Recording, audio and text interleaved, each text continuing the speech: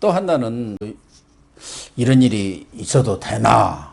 우리나라가 법치국가 맞아? 이런 생각까지 저는 들던데요. 민주당이 170석 얻었어요. 세 사람은 이제 그렇게 문제가 돼갖고 뭐 네. 됐습니다만은 원래는 180석 아닙니까? 네. 그래서 그런지 친노 나아가서는 친문호 대목격인 분이 한명숙 전 네. 국무총리입니다. 이분은 이미 불법 정치자금을 받은 죄로 1, 2, 3심 대법원 판결까지 다 확정 판결 나고 2년 복역을 다 했어요. 그러나 친문 친노 입장에서는 대모에 대한 뭐 마음의 빚, 명예회복 조국보다도 뭐 더 크게 있을 겁니다. 네. 문재인 대통령도 당 대표 시절에도 그렇고 구속될 때 또 석방될 때 아주 안타까움을 표시했고 법원과 검찰이 정치화됐다 이런 얘기까지 했는데 그래서 그런지 이번에 뭐 이 윤명 사건이 나서 물타기를 하려는 그런 의도가 조금 있는지 어떤지 그런 얘기까지도 나옵니다만은 한명숙 그 재판이 잘못됐다는 거예요. 하나는 검찰에서는 강압 수사를 했고 재판은 사법농단을 했다는 것이죠. 그러니까 이것은 원천적으로 다시 재판을 하든가 뭐 이렇게 해야 한다는데 그 맞는 얘기입니까? 저는 뭐 이해가 안 갔어요. 재판을 다시 하는 방법은 재심이죠. 재심. 예, 재심이 가능한 겁니다. 근데 재심 사유는 그 형사소송법 6개로 제한돼 있어요. 왜냐하면은 좀 전에 말씀하신 대로 법원의 판결이 조금 안 맞다. 그다음 억울하다고 해서 계속 뒤집어 버리면 법원 판결이 법원 존재의 이유 자체가 없어지는 거예요. 그렇죠. 그래서 아주 엄격하게. 그래서 정말 재심이 받아들인 그 퍼센티지가 0. 몇 %밖에 안 될 겁니다. 예. 예. 뭐 저번에 왜 화성 살인 사건 같이 뭐 진범이 나타났다. 뭐 이런 식으로 돼야 될 정도로 잘 안 되고 지금 되는 거는 이제 그 법원에 나와서 증언한 사람이 위증죄로 처벌받는 게 확정된다든가. 그다음 그 재판의 유죄의 근거가 된 문서가 위조된 게 사문서 위조로 확정된다든가. 아니면 그걸 담당한 공무원이 검찰, 검사, 경찰관, 법관이 직무상의 범죄. 말하자면 이제 검사의 직권 남용이겠죠. 이 경우 같은 경우는 자백을 강요했다. 이런 죄로 확정 판결을 받아야지. 확정 판결을 받지 않더라도 거기에 사실 증명이 완전히 이루어져야 되는데 지금 여기서 말한 그리고 새로운 증거가 나와야 됩니다. 새로운 증거. 재판 후에 재판할 때 그 증거가 이미 나왔으면은 이미 법원에서 그 증거를 판단한 거예요. 그래서 그 이후에 그 새로운 증거가 아니면 옛날에 나왔던 증거를 다시 한번 판단해 달라는 걸 재심 사유가 안 돼요. 그래서 말하자면 그 지금 고 한만호씨입니까? 한만호씨죠. 그분의 비망록이죠. 비망록을 뉴스타파 예. 친여 맺힌 뉴스타파가 보도를 하고 그걸 받아서 확대 재생산해가지고 한 건데요. 민주당에서 들고 나온 거죠. 아마 제가 볼 때는 사전 기획이 좀 있은 거 아닌가 하는 의심이 강합니다. 그게 그러니까 그 비망록 그게 이제 검찰의 그 강압 속에서 허위 진술했다는 게 거기 적혀 있는 모양입니다. 그래서 그걸 갖다가 이제 변호인 측에서 그때 한명숙 재판할 때 변호인 측에서 이게 한만호의 증언은 위증이다. 그 비망록 그 검찰 진술 조서는 엉터리다라고 주장했었어요. 그리고 한만호 씨도 그 법정에 나와서 그런 취지로 진술을 했어요. 증언을. 근데 한만호 씨는 위증이 검찰에서 위증으로 다시 기소를 했어요. 그래갖고 2년이 1, 2, 3심 다 그 유죄 확정이 됐어요. 그러니까 한만호 씨가 자기가 검찰의 강압 속에서 허위 진술했다는 증언 자체가 위증이라 해야 벌써 처벌받았고, 그다음 비망록은 그 한만호 씨의 법정 진술하고 같은 거 아닙니까? 그러니까 그거는 그 위증 처벌 받았으면 그 비망록도 잘못됐다는 게 확인된 거 법원에서. 그렇죠. 법원에서. 그다음 또 하나는 아까 제가 말한 새로운 증거야 되는데 이미 낡은 증거가 된 거예요. 다 검찰에서 그 비망록을 냈다는 거 아닙니까? 그거 가지고 증거 자료로. 그러면 법원에서나 검찰에서나 이렇게 한만호 씨 위증 사건 확정됐고 그다음 비망록 그게 안 맞다는 게 1, 2, 3심 재판에서 확정됐는데 지금 민주당 이야기는 그걸 뒤집어 달라는 겁니다. 그렇고. 법원의 확정 판결이 그러니까 한명숙 씨에 대한 확정 판결을 말하는 게 아니고 한만호 씨에 대한 위증 확정 판결이 있음에도 그 위증 확정 판결조차 또 뒤집어야 한다 이거예요. 그러니까 말이 안 되죠. 지금 뒤집어 달라는 건데 지금 뭐 그분은 돌아가셨고 예. 그다음 증거상 지금 그게 2010년 초에 일어났던 일인데요. 2009년부터 지금 10년이 흘렀습니다. 그리고 지금 검사들은 시효도 다 지나버린 거 아니에요? 직권남용죄가 공소시효가 7년입니다. 그래가지고 지금 안 그래도 참 그 말씀 드리려 했는데 박주민 변호사인가요? 공수처에서 조사해야 한다고. 예, 그 분이 최고위원입니다. 근데 공수처라는 변호사 것도 출신이죠. 형법하고 형사소송법의 적용을 가지고 수사하는 데지. 예. 무소 불위에 그러니까 조선시대 같은 리제를 네가 알렸다 해가지고 한 100년 지나도 부관 참시하는 그 기관이 아닙니다. 공수처도. 근데 김태년이가 그거 아닙니까? 스스로 결백을 입증을 해라. 그거거든요. 검찰과 경찰이. 그래갖고 명예를 회복해라. 그러니까 네 죄를 네가 알았다. 우리가 이렇게 잘못했습니다. 그러니까요. 예. 그거 자백을 하는 거예요. 석고대죄하라는 건데 그런데 지금 공수처가 할 수 있는 이 수사를 할 사안이 수가 아닙니까? 없어요. 7년이 지났다니까요. 근데 박주민 최고위원도 변호사 아닙니까? 아, 정치인이잖아요. 아, 정치인이라도 변호사하고 법을 아마 전공하신 분이 그런 얘기. 공소시효로 몰랐겠죠, 뭐. 아, 그래요? 예, 직권남용의 공소시효가 한 100년쯤 되는 줄 알고 아마 그렇게 이야기한 것 같은데, 그러니까 결국은 자꾸 이렇게 박주민이라든가 저번에 최강욱 이야기하듯이 뭐 윤석열이가 공수처 수사 이루라 이런 식으로 이야기하면요, 결국은 이건 좀 본질과 지금 약간 엮이려고 하는데, 공수처 만든 이유가 이제 드러나는 거예요, 지금. 그러니까요. 한명숙 사건, 자기들 하여튼 예전에 마음에 안 들었던 재판들, 한번 전부 뒤집어 보겠다. 그런데 지금 검찰은 자기들이 옛날에 수사했던 사건이니까 못할 거 아닙니까? 예. 자기 그 입을 스스로 옛날 게 잘못됐다고 이야기하는 기관은 잘 없거든요. 그러니까 공수처라는 진짜 그 정가의 보도처럼 이제 만들어가지고 검찰조차 잘못됐다고 이게 이 공수처가 이야기한다는 겁니다. 그러니까요. 그 수사하고 예.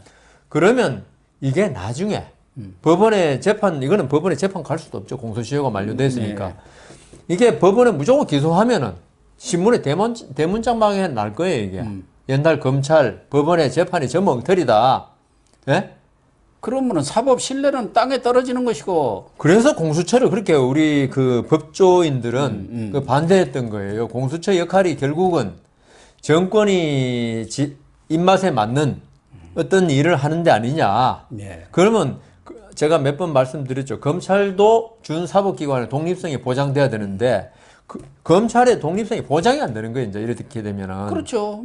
어떻게 보장이 되겠어요? 그럼 공수처는 독립성이 보장돼 있느냐? 그 대통령이 임명하게 돼 있어요. 지금 177석 아까 말씀하셨지 않습니까? 지금 야당에서 2명 하게 돼 있는데. 추천위원. 예. 근데 야당 통합해 버리면 미래통합당 한 명밖에 못 해요. 그러면 6명이 찬성하면 공수처장을 갖다 대통령한테 제청할 수 있어요. 네. 그럼 뭐 이게 뭐 독립적이라고 할 수 있습니까?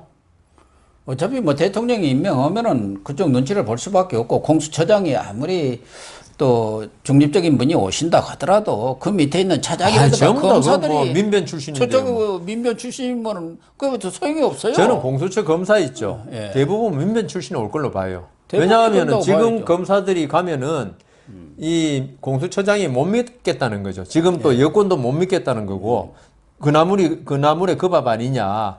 결국 민변들이 와야지 이 검찰의 잘못된 걸 전부 다 밝혀내고 개혁할 수 있다고 생각하는 것 같아요. 그런데 어쨌든 지금 이 한명숙 전 총리는 네. 9억 원 중에서 6억 원에 대해서는 뭐 논란이 있어서 하더라도 그 3억 원. 네. 그 중에서 1억 원은 아예 한명숙 총리의 동생의 전세자금으로 들어갔고 그 3억 원에 대해서는 그 비서도 그 가방까지 다 나오고 그것이 한 총리한테 간 돈이라는 까지 여비서까지도 다 증언을 한 내용들 아닙니까? 그래서 13명의 세 분 중에 대법관이 100% 찬성을 3억에 대해서. 예. 나머지는 이제 8대 5인가로 이렇게 나눠졌죠. 7대 6인가 뭐 8대 5인가 모르겠는데 그걸로 또 인정됐고. 네. 그런데 이런 범죄자를 지금 양심수로 그러니까 한명숙 구하기에 나선 것 같은데. 유명하고 똑같네요. 그러니까 이 한 전 총리가 어떻게 보면은 친노의 대모도 되지만 친노가 패족이 됐을 때 한 전 총리가 전면에 나서서 친노를 다시 일으켜 세운 공로가 있습니다. 예. 이 사람들의 뿌리라고 봐야죠. 또 문재인 대통령도 한 전 총리를 오히려 자기가 노무현 재단 이사장으로 있을 때는 오히려 대통령급으로 보고 있었다는 거 아닙니까? 그렇기 때문에 자신들이 뭐 어떤 마음의 빚을 지고 있는 것은 좋지만 왜 이렇게까지 이것을 들고 나오는 게 꼭 그것 때문인가 하는 생각은 다른 꿍꿍이 속에 있지 않겠나 하는 생각이 저도 그렇게 생각하는 게 지금 뭐 징역을 안 살았으면은 예. 지금 2년 대법원에서 확정만 되고 수감될 날 기다리고 있다면 지금 이렇게 해가지고 그러니까요. 여론을 해가지고 이거 사면 복권해 주자 할 수 있지만 2년 다 살았지 않습니까 지금 살았으니까 지금 사면 복권해 준다고 해서 2년이 뭐 없어지는 것도 아니고 그러니까요. 재심에서 무죄되면 물론 국가 보상은 받지만은 국가 배상금을 받을 수 있습니다. 그 무죄되면 이제 2년 수용 생활하면 한 몇천만 원 나올 거예요. 한 1억 가까이. 근데 뭐 그 돈이 돈 때문에 이러겠습니까? 그러니까 이런 편집 풍부가 이렇게 할 수 있는데 그러면 크게 의미는 없잖아요, 그죠? 예. 그렇다면 결국은 검찰 개혁이다. 그렇죠. 예, 모든 칼날은 윤석열 제거에 지금 향해 있다. 그 윤석열도 뭐 그 당시 2010년 당시 검사했을 거고, 그 다음 지금 미운털이 박혀도 단단히 박혔는데, 윤석열은 분명히 반대할 겁니다. 이게 검찰에서는 우리는 문제 없다고 지금 보고 있는 거 아닙니까? 없을 수밖에 없고, 근데 그걸 없다고 주장하면 또 개혁이라고를 주장할 거고, 그래서 이 한명숙 사건 들고 나온 것도 한명숙을 어떻게 보면 희생양 삼아서 그 검찰 개혁의 도구로 쓰겠다. 그다음 공수처를 갖다 강화해서 아까 말씀드린 대로 정가의 보도처럼 휘두르겠다. 요런 목적이 아니면은 그러니까요. 저도 그런 생각 왜 달리 해석이 안 돼요. 그 재심으로 무죄 안 받아도 이미 다 얼마든지 이야기할 수 있잖아요. 이분은 그 억울하게 참 감옥살이 했고 우리를 위해서 진보 진영을 위해서 하다가 뭐 모함에 의해서 했다고 이야기하면 돼요. 그러면 그 국민들 관심도 없습니다 지금. 한명숙이 뭐 억울했는지 그거는 지금 벌써 지나간 인물 아닙니까? 옛날에 공헌이 있을지 몰라도 일수고사죠. 그러니까 정치적으로 해결하면 될 일을 왜 법적으로 끌고 오느냐? 그것도 아까 말씀드린 대로. 지금 재심 사유도 거의 안 되고, 그 다음 공수처에서 수사도 할 수 없는 공소시효가 지난 문제를 왜 이리 끌고 오느냐. 그거는 고 교수님이 확실히 오랫동안 정치 기자 생활 하시면서 이 닦아온 내공이 보이는 그런 겁니다. 그러니까 그거밖에는 없어요. 그러니까요. 다른 이유가 없어요. 그래서 지금 이게 여권 내에서 상당히 기획된 거라고 느낄 수밖에 없는 게 뉴스타파라든가 MBC에서 보도를 했어요. 그걸 기화로 해서 민주당에서 이제 들고 나왔습니다. 그것도 법사위에서 늘 총대를 매는 분이 한 분 계십니다. 김종민 의원이라고 이분이 제기를 했어요. 변호사도 아니에요. 아닙니까? 하도 법적인 말을 많이 해가지고 전 변호사인 줄 알았는데. 모르는 사람이 원래 용감한 겁니다. 맞습니다. 저기 이인재 의원을 이기고 올라온 사람입니다. 맞아요. 그런데 거기 나왔던 이제 추미애 법무장관은 그 얘기를 듣더니 검찰 개혁은 반드시 이루어져야 할 일이다. 정말 공감이 가는 문제고 구체적이고 정밀한 조사가 필요하다. 이렇게 맞장구를 탁 또 치고 나왔어요. 그러니까 삼박자가 탁탁탁 맞아 들어가는. 치밀한 기획하에 이걸 여당이나 집권 세력이 들고 나와 버리면은 뭐 자기들 어떤 뭐 이익을 위해서 한다고 하지만 우선 언론에서 그게 이제 전통적인 수법입니다. 언론 봤지? 보도에 나왔잖아. 우리는 가만히 있는데 언론이 이렇게 하니까 우리도 이야기 한마디 안 할 수 없다. 부풀리고 이렇게 해가지고 지금까지 또 그 추미애는 그 뭐 현직 법무장관이 법무장관은 이 법치를 지키는 게 소하는 게 제일 임무 맞아요. 근데 이걸 흔들어 버려요. 오히려 여권에서 이렇게 들고 나와도 뭐 본인은 내심으로는 동조할 수 있겠지만은 지금 현직 법무장관이잖아요. 그럼요. 그럼 법을 지키고 법을 수호하라는 게 법무장관 아닙니까? 법에 어긋난 행위를 하는 사람들을 갖다가 처단하고 그런데 이 사람이 나서가지고 뭐 그런 거 같다 이래버리니까 이 사람이 법무장관인지 시민단체 대표인지 알 수가 없네요.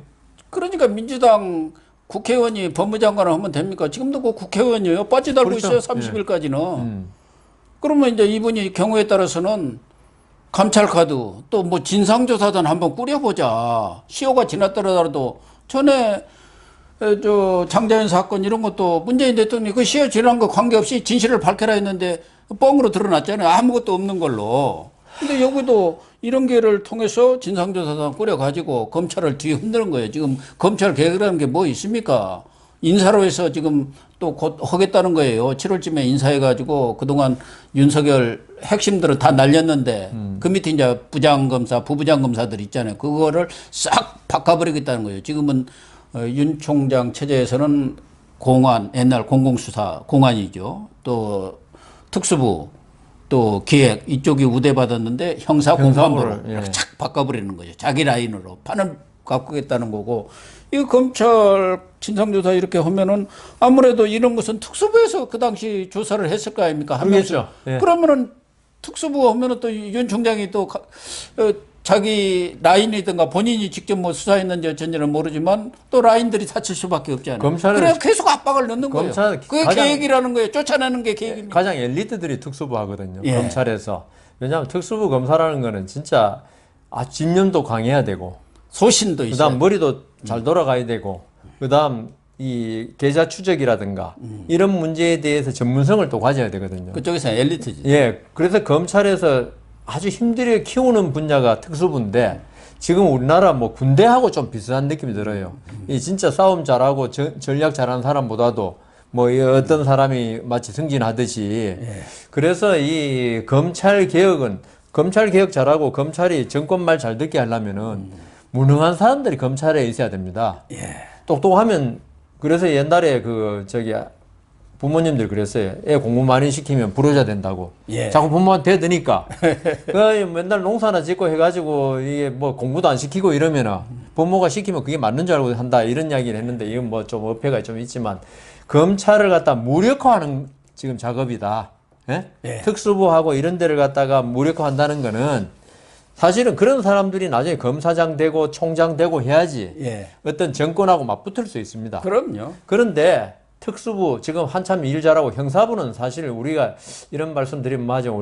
제가 그 저기 초임 판사 때 배석 때 우리 부장님이 고등 형사점 정도 되는 것 같다.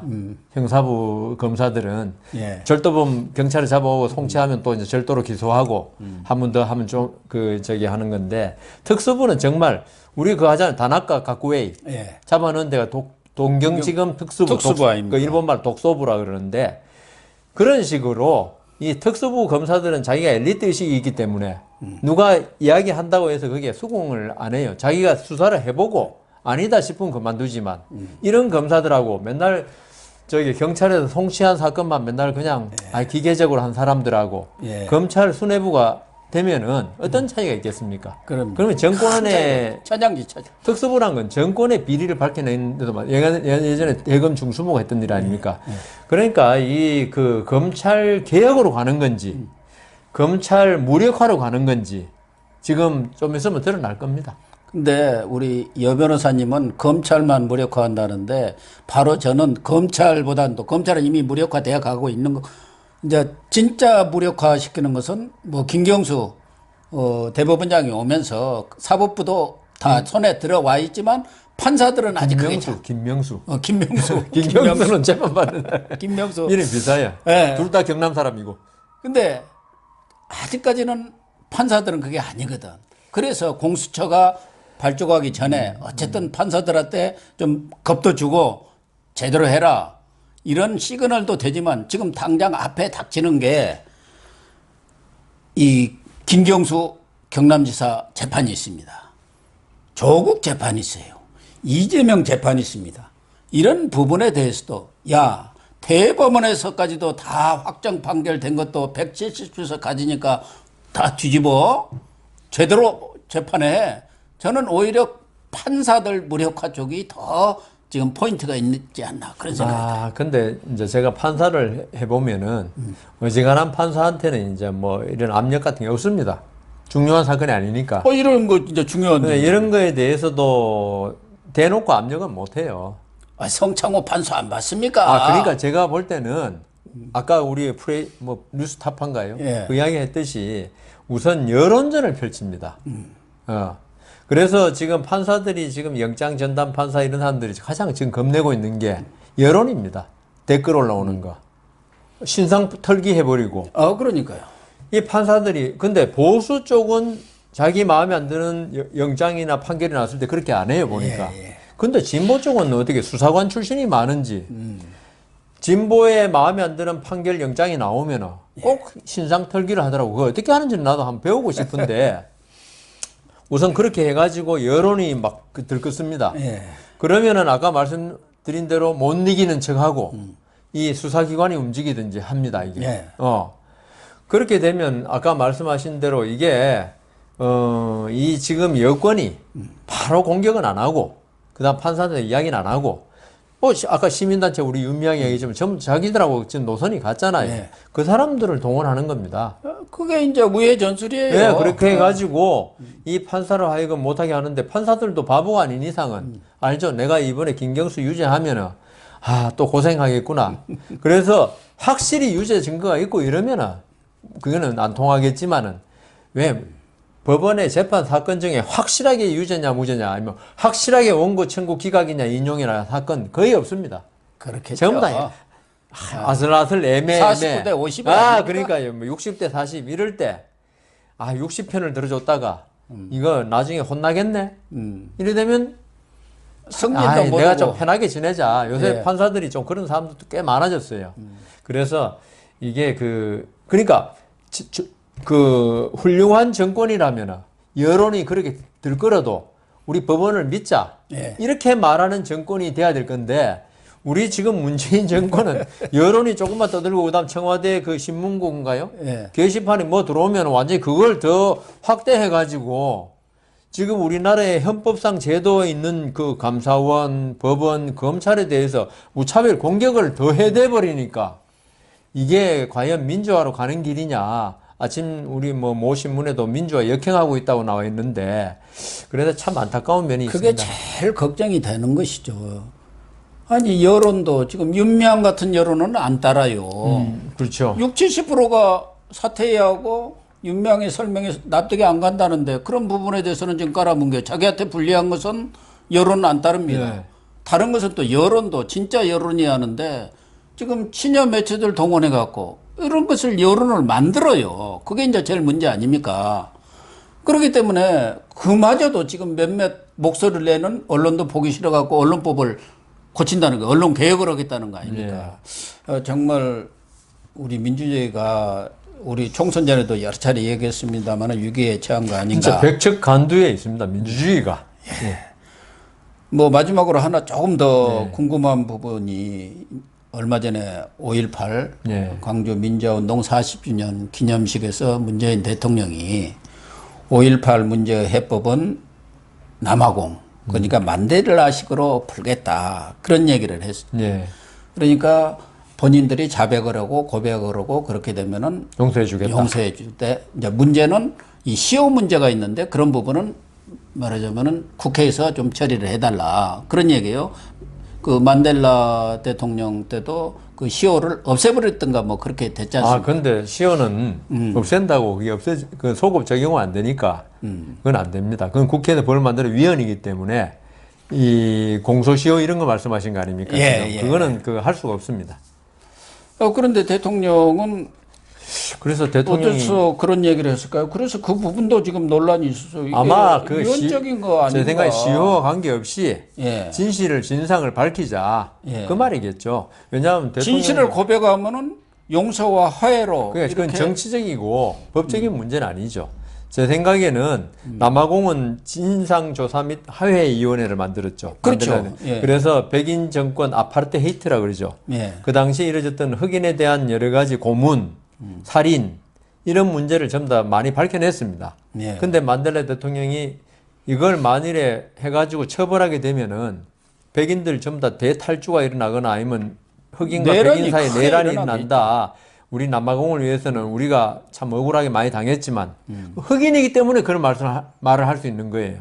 그 용서해 주자. 그렇게 했거든요. 그래서 남아공이 지금까지 오는데 근데 우리나라 좀 사정이 달라요. 아니 그러니까 5.18 때 그때 뭐 시민군들한테 총을 발포했던, 쐈다든지 또 예. 헬기로 뭐 공격을 했다든지 그런 사람들이 고백을 할 경우 예. 시효를 배제하는 대신에 가해자의 고백이 있으면 죄를 묻지 말자. 대신 진상을 밝히자. 이게 이제 문재인 대통령이 내놓은 안 아닙니까? 그러니까 저는 문재인 대통령도 변호사인데 갑자기 뜬금없이 시효란 말을 쓰니까 저도 당황스러운데 그거는 정치적인 함의로 봐야지. 그러니까 그 지금 뭐 그 사람 자백 안 하고 고백 안 한다고 형사적으로 전두환 대통령은 뭐 딴 걸로 재판 많이 받고 있으니까 놔두는데 그 실무자들 처벌이 안 됩니다. 시청자 여러분, 오늘 또 여 변호사님 나와가지고 여러 가지 법률적 현안들에 대해서 아주 소상하게 설명을 해 주셨습니다. 정말 지도층이 먼저 이 준법 정신을 솔선수범해야 하는데 170석 얻었다고 범죄를 저질렀고 이미 형까지 산 사람까지도 이렇게 양심스러워 만들려는 행태를 보이고 있는 것 참으로 걱정이 아닐 수가 없습니다. 아까도 얘기했지만 우리 민주주의, 법치주의가 위기에 처한 것 아닌가 하는 생각을 합니다. 시청해 주셔서 감사합니다. 오늘 방송 마치겠습니다.